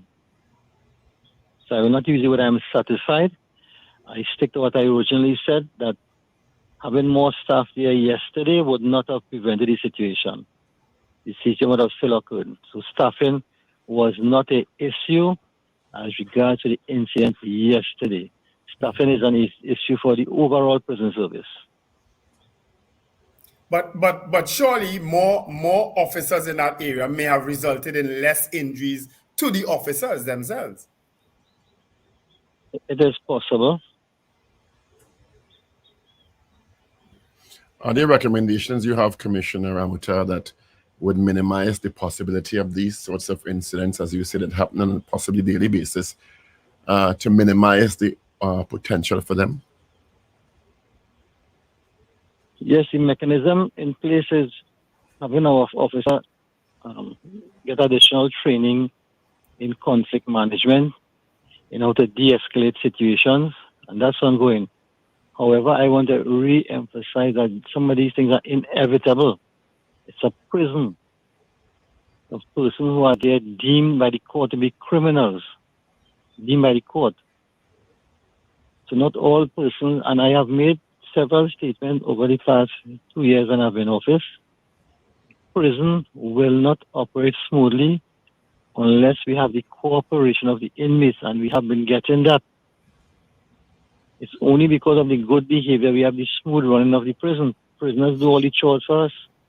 How much, just to change gears a bit, how much of a challenge is there still the issue of contraband? I saw a report that a drone was confiscated with contraband passing over, I think, one of the prisons in the East. Is that still a big problem in the prisons? Yes, it is. And while we have had mechanism to reduce drones in the East, prison in the East, they have focused on the Port of Spain, given that close proximity to other business places and citizenry and all that. But drones are a challenge, yes, they are. So drones are being used more and more in trying to drop contraband into the prisons. What we have done to countermeasure these drone droppings is that we do extra searches to the prison compound before inmates are let out. And I think those persons who operate the drone are experimenting, because many times he drops on top of the roof of the prison, in the guttering, on the barbed wire fences, whatever do make contact to the airing yard, it is collected before inmates are let out. And what sort of contraband is being dropped off by these drones specifically? Cigarettes and marijuana. Sometimes cell phones. What have you ever been able to get one of these drones, Mr. Ramuta? Has any drone ever been brought down so that you could track where it may have come from? No comment. Which means the investigation is ongoing and you can't talk about it. Thank you, Mr. Richards. All right. So I'm going to assume that you have been able to seize at least one of these drones. It was in the newspaper, Wendell. They seized a couple of drones already. It was. Okay, I didn't see that. Ministry of National Security, that is, yes. Okay, so they are at present tracking the ownership. They're ongoing investigations. Okay, all right. But the Commissioner doesn't want to compromise. Commissioner, thank you so much for being with us this morning. We appreciate your time and your contribution. We wish safety to you and your colleagues, keeping us safe. Thank you very much, gentlemen. It has been a pleasure. All right. Thank you, Commissioner. All the best to you. Thanks very much, Commissioner Ramuta. All right. I was the Commissioner, acting prisons, Commissioner Ramuta. Of course, he has a very laconic style in terms of how he answers questions. Well, all he has are these state agencies, these police commissioners. They need lessons in PR, communication. Well, he has a laconic style, that's what I would say. And how would you describe Ms. Christopher?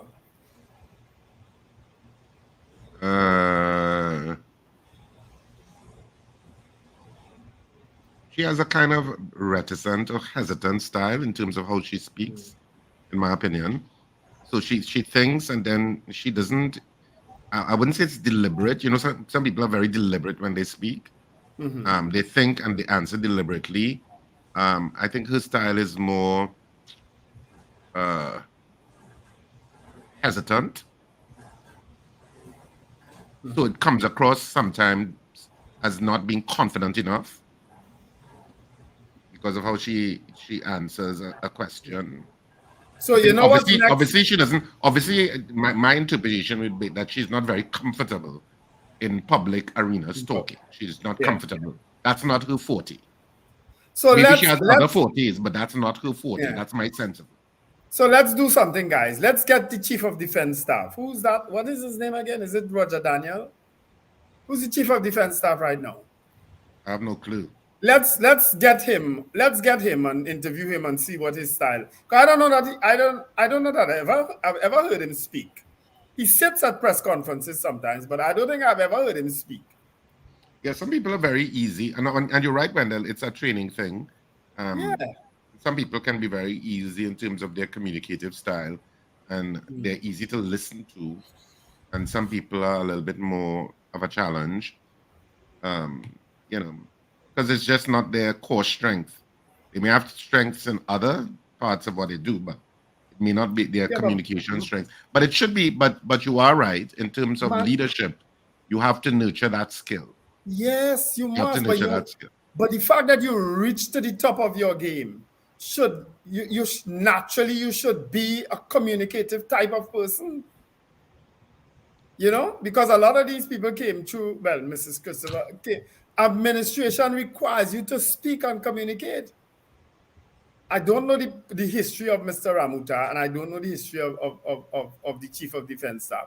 But it requires communication. You speak into your charges all through the years. Speaking to one's charges and speaking to the media and the public are two completely different arenas. In some cases, you can talk down to your charges or back instructions. That is not the case with the media and public interfaces. All right. I have to leave a bit early today, guys. I have a meeting coming up at 7:45 online. So, Steve, could you send invoices to me at the end of the month with these people who only want to leave and run away and do all kind of thing? Let me vet those invoices first, please. Yes, boss. The invoices should have been vetting for years. He wasn't vetting. You want to vet invoices here? You know, Paul, I was just reading. I had seen that article this morning concerning the property tax and its passage in the Senate, where a lot of the independent senators abstained. Only one, I think, voted for it, Vieira, and one voted against it. Hilan Francis. And I understand the point that the independent senators were making in terms of they didn't want it to be a negative resolution with regard to implementing any increase in the property tax for residential owners. Just to contextualize it for listeners, in the property tax amendment, there was a negative resolution. By a negative resolution, the Minister of Finance could increase the property tax rate, which would have been set at 2%. Or reduce. Yeah, or reduce. But so he could reduce it. Well, it's being reduced to 2% at this point, but he could also raise it. And I think the independent senators wanted it to be an affirmative resolution so that he couldn't just do it without some sort of oversight. That's not correct. That's not entirely correct, because the Attorney General did explain that even with negative resolution, there's an option for anyone who has an objection to the order signed by the minister and gazetted when it goes public. You have 40 days to identify to the presiding officer you want to debate on it, which will come to the parliament. But the Attorney General and the government was of the view, and I'm paraphrasing here, so I hope I'm not incorrect. Well, this was what the Attorney General said post the event. Right, that they did not want, and this has been an assertion before by the Minister of Finance, to have a default affirmative resolution, because then you have to debate in the House, you have to debate in the Senate, and then you have to go back to the House. But my contention, I can't speak for any other independent, and people sometimes think when I'm talking on behalf of independents. Not so, Cheryl Henry. I'm speaking from my own perspective. If the option is available for debate anyway, you're going to start the same debate lower upper lower house. And the Minister Imber on previous occasions had gone on a recommendation that I had, where he changed, I think it was the procurement regulation, to affirmative, and did research and said, when a minister is adopting significant powers onto himself or herself, affirmative resolution is the way to go, particularly, and I don't think of a greater situation than the potential for increasing taxes, particularly related to property, which is enshrined and protected in the Constitution. You understand? In addition to that, that's not the only issue. The other issue was, I don't think that the issues related to the queries about valuations was properly addressed. And the anomalies which I described, it can't be an anomaly if it's happening over and over. I talked to someone yesterday who on one property had 3 different valuations mailed to them, different numbers. But that's not unusual. But it is confusing to the population because the percentage is going to be based on that valuation. Yeah, the percentage of tax. And there have been several scores of people asking about this valuation process, which I don't think has been appropriately addressed. And I put on record at the start that I am for property tax being instituted. They can't go on forever. So it's not that I was against it. And sometimes there are situations where a vote comes and you're not against it in principle, but there have been issues raised that have not been addressed in your opinion. And if Cheryl Henry, for instance, who says people who are independent refuse to vote yes or no and they vote and they abstain, it means they're not independent. I don't understand the logic in that. Yeah, well, that's how is that logical? That didn't make sense either. That didn't make sense. Because you feel that a particular vote is required, or you want somebody to vote a particular way, please. Yeah. So there, and if the Constitution wants to remove the abstention vote, remove it. But I know, in my mind, when there's if I agree with something fully, yes, or mostly yes. If there are issues that are totally abhorrent to me, no. If I am ambivalent, I am for it in principle, but there are issues that have not been resolved in my mind, I could abstain or vote yes or no. You understand? But when they put you there, you can rearrange it. But the Minister of Finance did say he would come back and he would cap. He would cap the amount he can raise it by 10%. 10%, which I thought a little alarming in my mind because 10% I think is pretty high. Well, actually, he didn't say. He said there is a provision that caps it at 10% presently, but he would, and that was a reference. He didn't necessarily say he'd put 10%, but he said it's a consideration. No, the cap. He's talked about it being a cap. But you know, but saying that you could go up to 10%.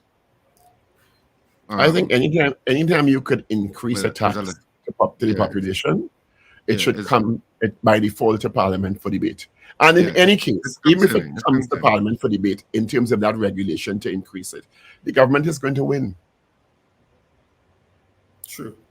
By dint of simple majority. But at least the issues related to the increase will be able to be ventilated by default. You shouldn't have to apply for it, in my opinion. You know, if a party wants to win 41 seats in the next election and change the constitution for good, give a promise and an undertaking to remove all property taxes and all mortgages. Bring it to zero. Wherever you have a mortgage, bring it to zero. You'll win your 41 seats, you change the constitution, and then you put back everything in place for where you need to do. But do that now. And let everybody mortgage start at zero. You'll have a great day. Be safe. Is that time already? Or you going? He has to leave. All right. Bye-bye, Paul. I'll try to join you all tomorrow as Friday and Monday we are off. I'll try. I can't promise, but I'll try to join you all tomorrow, please. So let's open the lines, 222-TALK, 222-8255 and 612-TALK. We would have covered a lot of topics this morning. So we could take some calls now. Yeah, so our lines are now open, 222-TALK, 222-8255. North Americans, 866-525-1099. People on the web and the app or the streaming platforms, you can send your messages. We'll try to get to some of your messages, but we prefer calls at this point. So 222-TALK, 222-8255. As I said, North Americans, toll free at 866-525-1099. There you have it. Yeah. Right. So we talked prisons, we talked property tax, we talked SSA, we talked church. SSA, church, religion.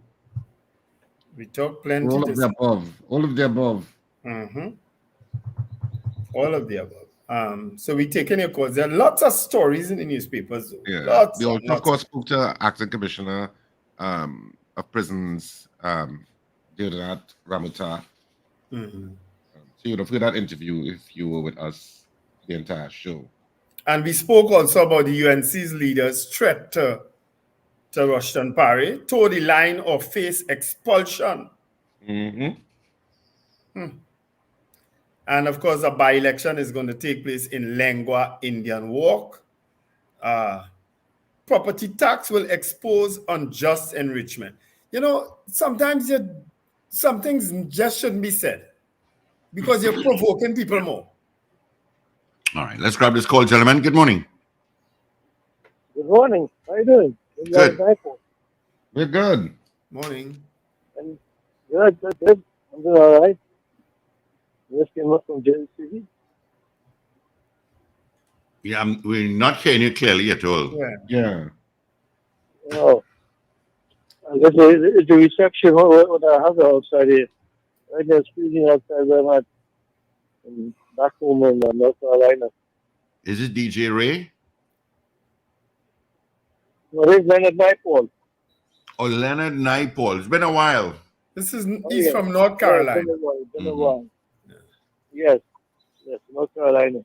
Yes. I just came back from Jersey City. You just came back from? Jersey City. Jersey City. Yep. Right where the boat hit the bridge. Yeah. Yep. The train bridge I've taken a couple hours before that. Okay. Yeah, we're hearing a bit muddy. Put it that way. Yeah, I know. There's a signal over here now. Like that. All right. Thanks. Yes, All right. Thank you. Mr. Naipaul. You're welcome. Have a good one. Okay then. All righty. So this was the question asked by the person concerning the SSA last night. When questioned about the existence of a police or SSA hit squad by an audience member, this was what the Prime Minister said. We have been engaged in recent times in a deep dive through investigations into the state security machinery. And as of today, there's sufficient information to convince us that some public officials who have had access to government equipment and firearms may have been involved in criminal conduct. I can say no more at this time. The investigations are continuing. That's frightening, eh? Well, not frightening, but because the Prime Minister, through his wisdom, would have nipped that in the bud earlier clock by removing the head of the SSA and bringing in Brigadier Anthony Phillips. Well, remember that first release, which we always come back to, said a threat to national security. Yeah. Mm-hmm. And it seems as if it was a Christian-leaning thing, and that is scary to me. That military-style, Christian-leaning issue that they brought up, and as I said, we're speaking from a speculative point of view because we don't know all the facts. No. And to be fair, in our interview with Pastor Brown, he just talked about having righteous people, but certainly the insinuations from the state communication on the incident is that it was a military-style. And of course, investigative reports, more investigative reports than actually the state said anything. All the state said was that it was a threat to national security, to be quite frank. Investigative reporters yielded the fact that it was a sort of military-style Christian approach to governance, which is always a little bit unnerving. Anytime religion gets involved in ruling all, you have an issue, because especially if you think you're talking to God and God tell you to do A, B, and C, and A, B, and C is being done because you're talking to God. I tell you, religion is a strange rabbit hole, you know. People are strange. Rabbit hole. People try to say, well, I'm not that deep in the rabbit hole, I believe, but, people are the strange ones, Richard. Sorry, because in all the religions... But Wendell, what is religion made up of? It's made up of people. Religion can't exist without people. True. It needs the belief system of people for religion to exist. Where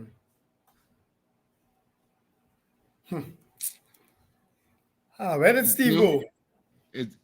He had an urgent thing to go to the toilet. He did so. Richard, please. So, oh no, he came back already. But that was quick. Yeah, I was in the next room. When let's say he went to pee. Oh, no, we can wait the next 12 minutes. Yeah, so let's take some of your calls. 222-8255, toll free North America. It's 866-525-1099. That's our numbers directly into the studio. Of course, you can send us a WhatsApp at 318-1021. Let's grab this call. Say good morning to you. Gentlemen, good morning. Morning. How you guys going? Good. Morning. Listen, coming to that part there, what you just talked about with the religion, and what makes some people feel that they have the power, and then jump back and say that God told them. Because religion, if you define religion itself, religion is man's way to God. Christianity is God's way to man. So men feel when they're religious, they have to be doing certain acts to reach God. And this is what they feel they're empowered with, to make them do all the wrong things. Even if it's wrong in against the law of the country. But then again, the part that you guys are talking about a hit squad. Which country in the world that doesn't have a hit squad? Think about it. Especially when you have crime at a high rate, like Trinidad. Every country has a hit squad.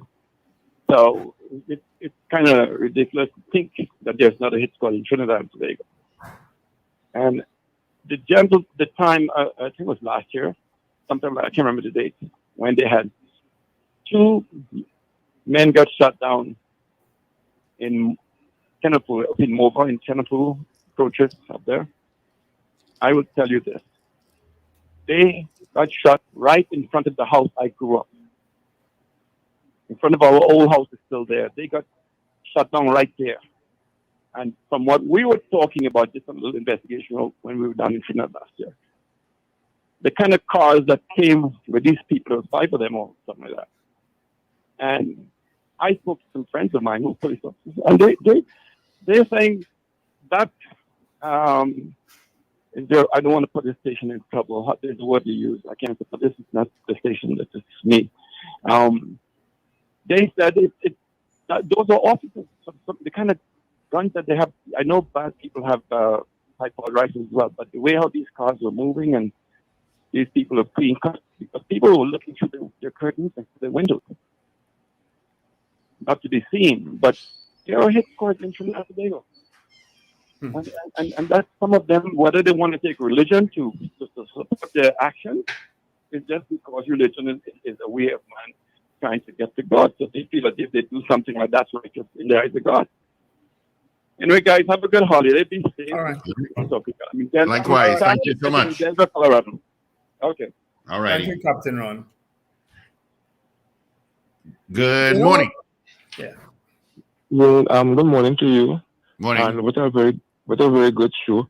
You know, just now all the Paul Richard talk about the SSA. You know, that is a very frightening situation, you know. Because if a pastor of a church is a member of the SSA and they say they want to be able to have arms, that will come like something like in America, like David Koresh. Remember David Koresh in the States? Mm-hmm. Mm-hmm. Where the church, where the certain cult take over and start to fight back with the FBI. I mean, thank God for the Prime Minister and his wisdom that he sees something was going on earth and it's going to be very dangerous. That's why sometimes they start to change your security details around you. You know, move certain people. Yeah, that's also correct because, we have had a history of leaders being assassinated by someone standing up right next to them. That has happened globally. Good morning. Hey, morning, Paul Richard, Steve Khan, Wendell. Morning. Good day, Mr. Patrick. Paul Richard and Wendell and them, right? Not everybody had the ability to communicate openly. Not everybody had the ability. It other people naturally will just communicate, like with partner Gary, nice. We communicate just the Prime Minister, nice. Dr. Patrick Manning, The fellas will just talk off the head. Just some people have a script in front of them and they can communicate it. Not everybody has a gift. It's a gift to communicate all that. It's a gift. But this SSA thing, boy. So all these black van and extreme police uniform and all that thing, boy. Who was this before, boy?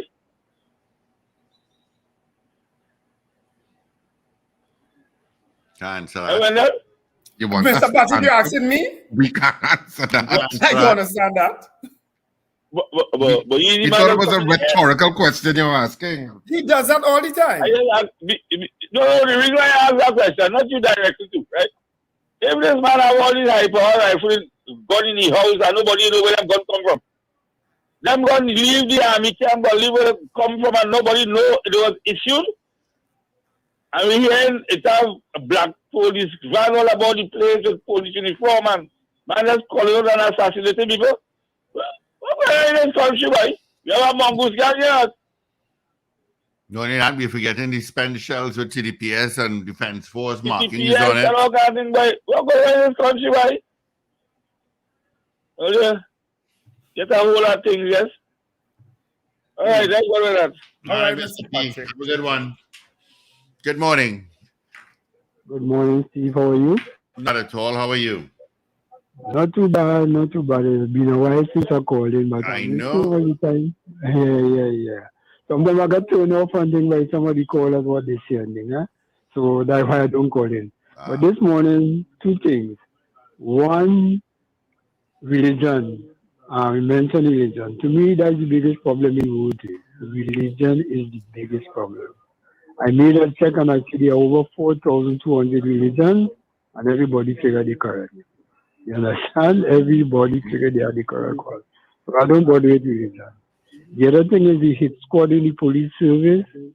I know for years I had friends and things they wanted to have that. But the hierarchy, the commission, those kind of people, they didn't want that. And they tell them if they do anything, they're on their own, they're not covering for them and this sort of thing. And if right now they have one thing, I think they're doing a lousy job because there are too many imps and all kind of men out there still roaming the place. So if it ever hit squad, they're really hitting. You understand? They're hitting. That's my opinion. Okay? Yeah, thanks. I'm saying if it had a hit squad, state hit squad, why we still have all these criminals running around the place? But that's my point. That's my point. When you're the same thing as saying they're not hitting. Yeah. Who they hitting? Who they hitting? Yeah, exactly. A hit squad, if it exists, a hit squad, if it exists, is never something that a civilized state can tolerate. No, I agree with you totally. Simply because the people who man that hit squad may have a mandate to deal with X, Y, and Z. But trust me, after X, Y, and Z is eliminated, that hit squad starts to exercise its power in terms of dealing with whatever trajectory they want to go on. You go back to ABC, that's what they do. Yeah, so having a hit squad, authorized or not, and I can't see that the state machinery would ever authorize a hit squad. But let's say national security infrastructure somehow how informally authorizes something like that. It's never going to be a compliment in anything that you do. No, it's always going to come back to haunt you. It's always going to come back to haunt you in some way, fashion, or form. And I think I would have said this before on radio. Because I remember, and God rest his soul, and I can only speak certain things now because he is no longer around with us. But I remember Martin raising this with me at time and say people had brought that time and he asked them if they're going mad. How could you? How could the state get involved in getting rid of people? Regardless of the criminal, go and arrest them, charge them, and put them before the court. Do what you're supposed to do legally. You understand? Oh. All right, gentlemen, it is 8 o'clock. It is. Let's say our goodbyes quickly. Evie is here already. All right, so I'll already tell you it's World Theatre Day, so celebrate theatre. If you've never been to theatre, 2024 is the year that you should change it, and you can change it on April 13th and 14th at Queen's Hall with Love is a Walk. So it's World Theatre Day, so celebrate it, whatever you do. And of course, you can celebrate it in the future on April 13th and 14th when we go back to Queen's Hall. I was corrected, tickets are on sale from tomorrow at Queen's Hall and all other outlets by Friday this week, which will be Good Friday. So certainly over the weekend and certainly by next week, you can get your tickets. But certainly it starts tomorrow at Queen's Hall. Have a fantastic day, whatever you do, and remember to smile and laugh. It's good for your health. It's like the weekend begins tonight. Mm-hmm. It does. Tomorrow. Morning, Larry from the Snow Cone Man, Snow Cone from Wrong by QRC there. Morning, and thanks for continuing to listen to us. Folks, have an absolutely wonderful day. Have an absolutely holy and happy Easter vacation. And look out for the young ones, and remember to let go and let God. I may or may not join. All right. I may or may not join. A happy belated birthday to Sarah Chanpak. Her birthday was on Sunday, and I didn't mention it anytime during this week. So happy birthday, Sarah. Even I told you. Happy birthday. Gotta go, guys. All right. Thank you so much. Let's get an 8 o'clock news brief a little late. This is your news bulletin from Power 102 Digital. This is your news update to 8 o'clock. I'm Avril Sintel-Bab. Good morning. A fracas. That's how the incident at the Port of Spain prison yesterday is being described by the acting prisons commissioner Deopasad Ramuja. He spoke with the Power Breakfast show this morning and explained that contrary to reports, there was no riot at the prison. He also rubbished reports that a lack of staffing led to yesterday's incident.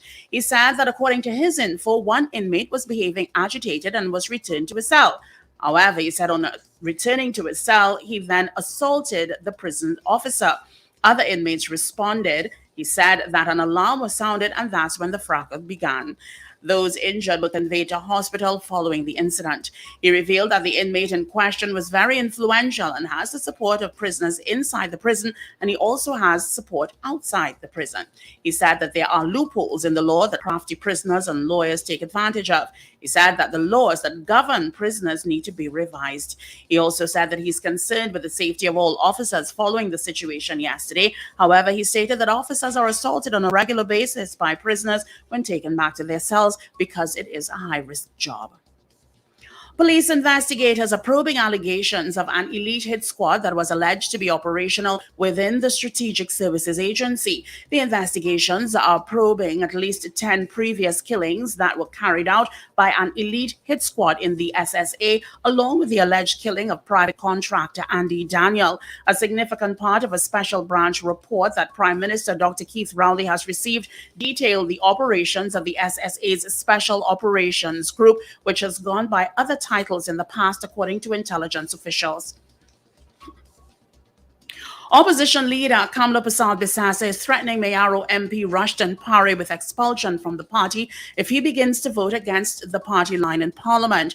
Persad-Bissassa spoke frankly about the latest internal discord after Pare, on a public platform last Friday, issued a call for the United National Congress executive to respect the voice of its members and call the party's internal elections, which he said are due in June.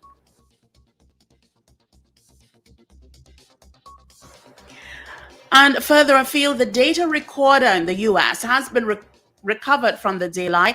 The Maritime and Port Authority of Singapore says the ship was inspected twice last year at foreign ports in June and September 2023 and passed the inspections. During the June inspection in Chile, a faulty gauge that monitors fuel pressure was detected and fixed before the ship left the port. In September, the West Coast Guard inspected the vessel in New York, and it was found to have no deficiencies, shipping database accuracy stated. The exact cause of the crash is still being established, but officials have said the ship suffered a power issue. Well, that was your update to 8 o'clock. Look out for news in full at 12 noon.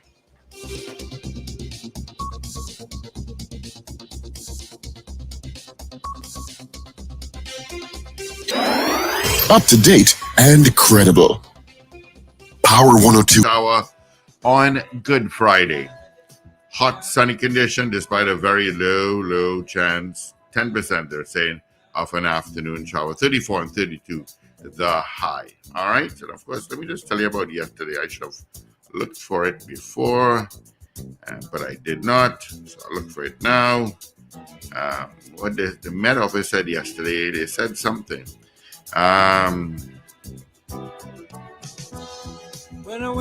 Yeah. 4 years since 1981, Piarco Airport measured a 35 degrees Celsius temp in the month of March. And its climate period, those years were 2003, 4, 10, and 16. 2024 now joins that list of years for which a maximum temperature of 35 degrees Celsius was observed. At Piarco yesterday, the max temperature was 35.2. Well, I guess that was the hottest day for the year. The current record for the highest max temperature ever was observed in March 2010 with 35.7. Right, so there you go.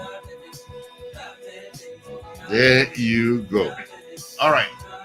So what I'm going to do right now, Charlo is in the building. Is getting to my Kiss Power choice. Introducing the sensation that will make your taste buds flutter.